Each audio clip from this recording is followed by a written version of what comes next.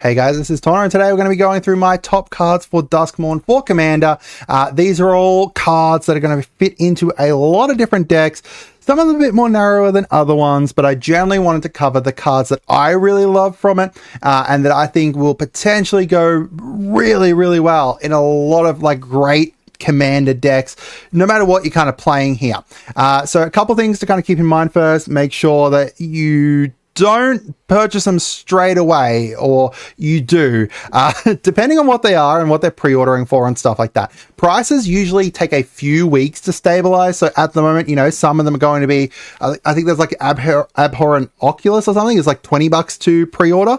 Meanwhile, you know, it's potentially going to drop down. But then on the other kind of end of the stick, you've got the gossips from like the talents from Bloomburrow, which started out really low and then kind of spiked up. So just kind of keep this in mind as you kind of looking at them, kind of value them based off of what you think that they're worth, kind of thing.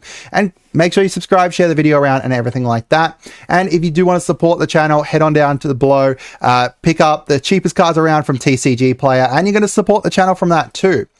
And yeah, as I said, subscribe. We have like basically daily MTG videos here, sometimes 2 a day, sometimes when I'm going crazy more than that.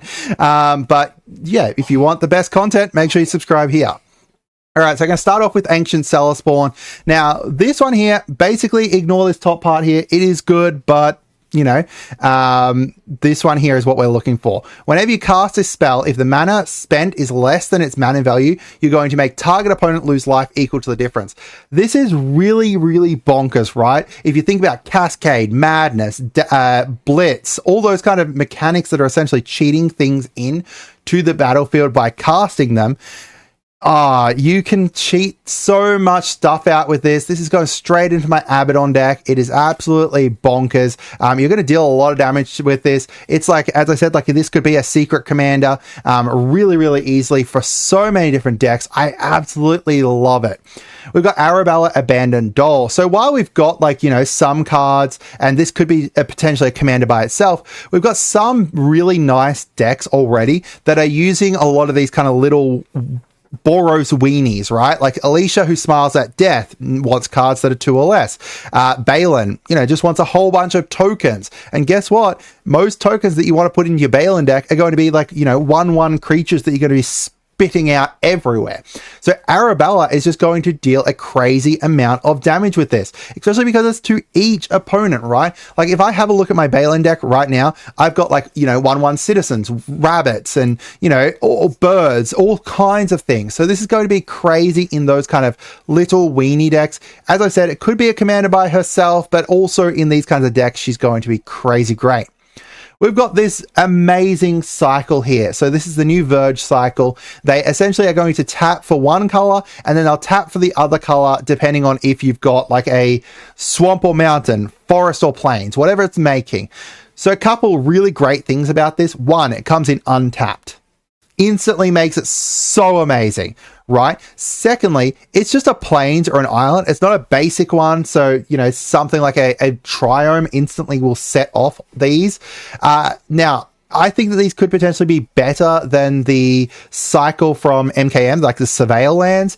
However, the big difference here is that these aren't fetchable. That kind of sets it a little bit behind, but kind of coming in untapped kind of makes it really great, right? All right, next we've got the Charred Foyer and Warped Space. So any deck that's caring about exile is really great with this. Any deck that like it just has red and wants card draw is going to be good with this, because you've got a lot of like red impulse draw, like Rakdos decks, right? Like Rakdos, like even if you look at like Ob Nixilis Kingpin, he's going to be impulse drawing, and then with the Warped Space side of it, you're going to be able to just cast one of those for free. The crazy thing about this is these rooms are just so great. Rooms, you're going to see a lot of rooms on this list. I just love them. They're essentially 2 enchantments stapled on together. They can use some enchantments that they've used before, similar things before, and then staple them onto this with something that, like, you know, enables it, and then the payoff for it at the same time. You do obviously need to pay for it, like each side of it separately. However, I think it's worth it. You know, paying 6 mana up front to be able to cast a thing for free every turn from exile, if you've got enough exile stuff. Oh, wow, wow, wow. So good. Like impulse draw at the beginning of your upkeep too. Really great.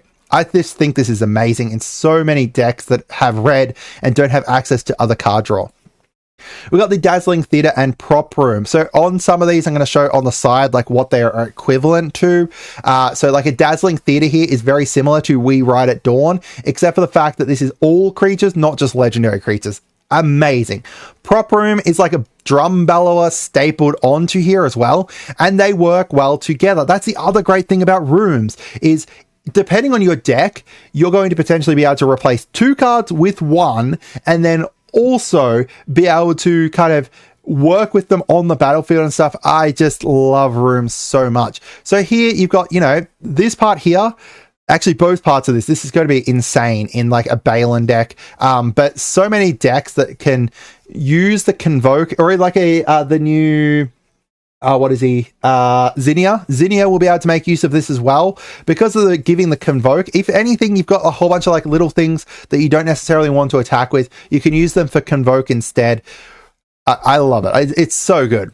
All right, we've got Defiled Crypt / Cadaver Lab. So Defiled Crypt is whenever 1 or more cards leave your graveyard, you're going to create a 2/2 black horror enchantment. So this is an enchantment. Now, unfortunately, it does only proc once each turn. However, it is once each turn, not once on your turn. So you can proc it on other people's turn potentially.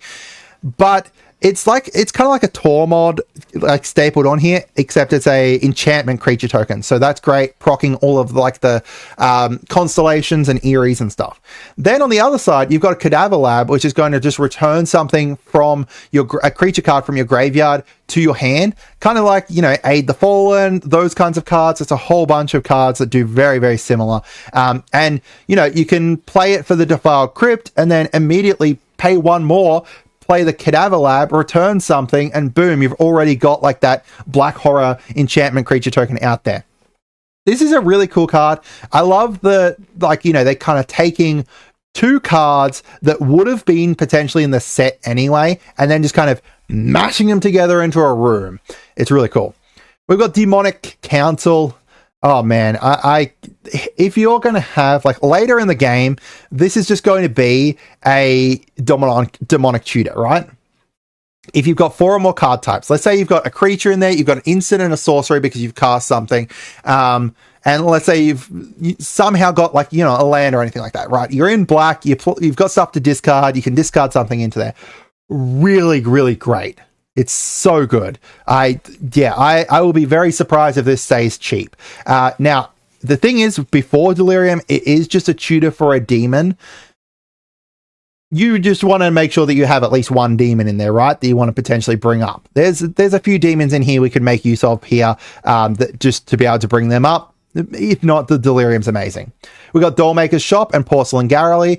Dollmaker Shop's just like an Adeline kind of thing. Whenever you attack, you just go attack 3 people. Boom. You're creating 3 white, 1/1 artifact creature tokens.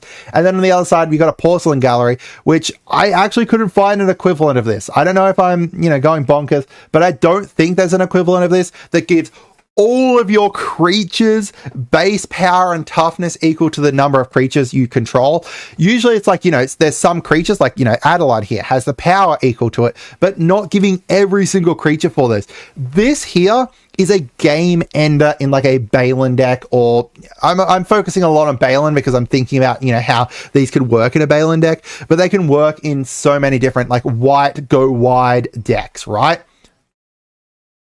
All right, next up we have the first of the Glimmers. Oh man, these are so good. So this is the Enduring Glimmer. It is essentially a combination between like a coastal piracy, a Bident of Thassa. Like it costs the same as those, except 1, it's going to be on a beat stick. 2, once it dies, it's then going to come back as just an enchantment. And 3, it's got flash as well. Like this is just better than these, right? Like I'm not being crazy. We've got Enduring Innocence, which is just, you know, similar thing, except to Welcoming Vampire, except, you know, once it dies, it comes back. Really great. And it's got lifelink too as well, which is good. We've got Enduring Tenacity, which is like Sanguine Bond or Veto, except, you know, cheaper than Sanguine Bond, almost the same price as Veto, except, you know, it's got the additional thing where when it dies, it comes back, and it actually has, you know, more power too. So you could potentially, you know, pull off some nice shenanigans with that. Enduring Vitality here, similar to like Cryptolyph Light, costs one more, but if it dies, comes back again. And then it's got Vigilance, and it's on, you know, a beat stick too. It's really good. We've got Funeral Home and Awakening Hall. This is like a combination between Bastion and Remembrance, and then like a one-off kind of res, like Storm of Souls kind of thing.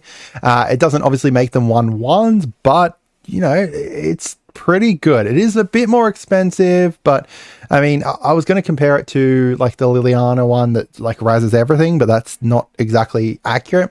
But the Funeral Home, like Bastion of Remembrance, is basically like the same thing, right? Whenever a creature you control dies, each opponent loses 1 life and you gain 1 life. It's really great. We've got Ghost Vacuum. So this one here isn't exactly like any other card, but I think you could pull off some crazy combos with it. When you go like with similar to like a Dorothy Voidwalker, how that makes it so that you can steal stuff that people have died and then steal, put something on the battlefield.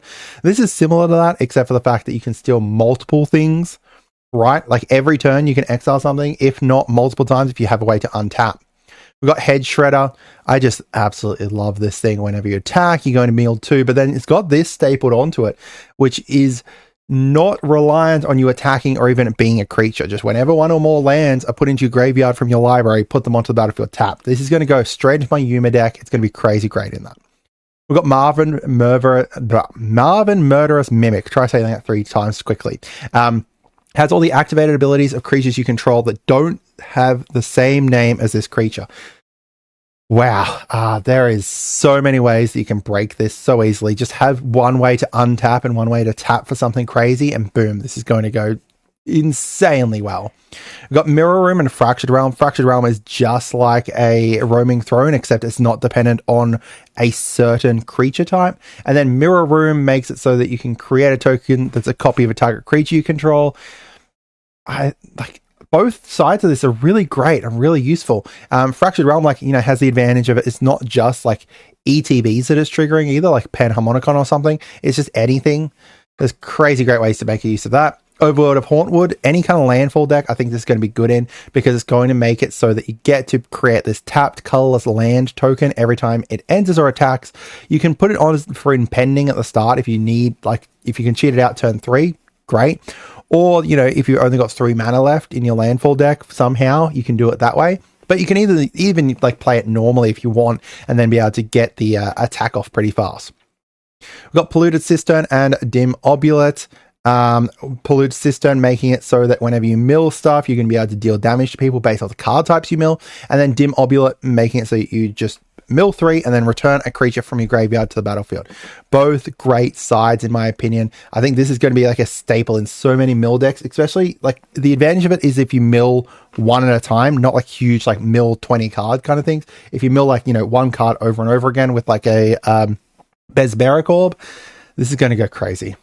We've got Shriekwood Devourer. Whenever you attack with 1 or more creatures, you get to untap lands based off the greatest power. This is in green. Like, worst case, you know, Shriekwood's the only creature you've got out. That's untap 7 lands each time you attack. That's even more useful than potentially, like, if you've got Seedborn Muse as well. Love it. We've got Secret Arcade, making it so that all non-land permanents you control and non-land and permanent spells you control are enchantments. Now, this does not make them your cards enchantments, so they're not like when they're in the graveyard, they're not enchantments. When they're in, you know, your library, they're not enchantments. In the hand, you're not enchantments. Once you start playing them, they become enchantments, which means they're going to proc, you know, the other side of this, or any kind of Constellation, Eerie kind of stuff. Split Up is just a crazy good removal. Tap 3, you know, there's just so many ways to be able to tap things or untap your own stuff to make use of this.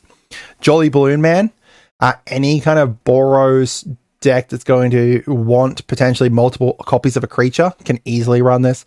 And, you know, as an actual commander, it's going to be great, but even like, you know, slotting it into I don't know, like the Zinnia deck. Like the Zinnia deck is going to go great in the Zinnia deck kind of thing.